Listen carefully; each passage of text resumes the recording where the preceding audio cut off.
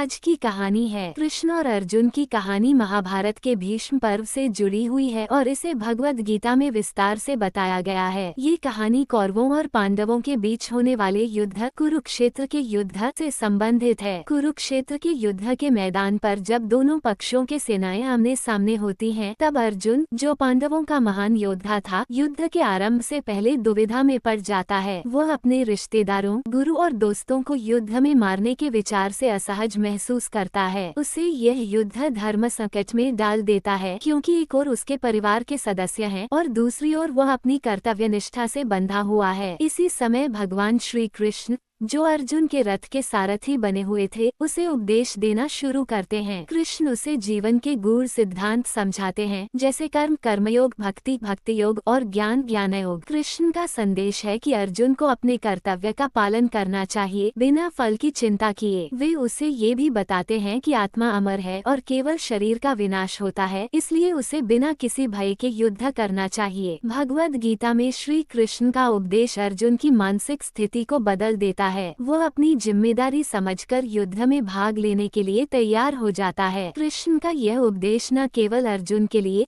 बल्कि संपूर्ण मानवता के लिए जीवन के महत्व और धर्म का मार्गदर्शन बन गया। कृष्ण और अर्जुन की यह कथा न केवल एक महाकाव्य की कहानी है, बल्कि यह जीवन के उद्देश्यों और संघर्षों से जूझने के तरीके पर गहरी धार्मिक और दार्शनिक शिक्षाएं देती है। ऐसी ही कहानी के लिए चैनल को सब्सक्राइब करें एवं बेल नोटिफिकेशन को ऑन करें।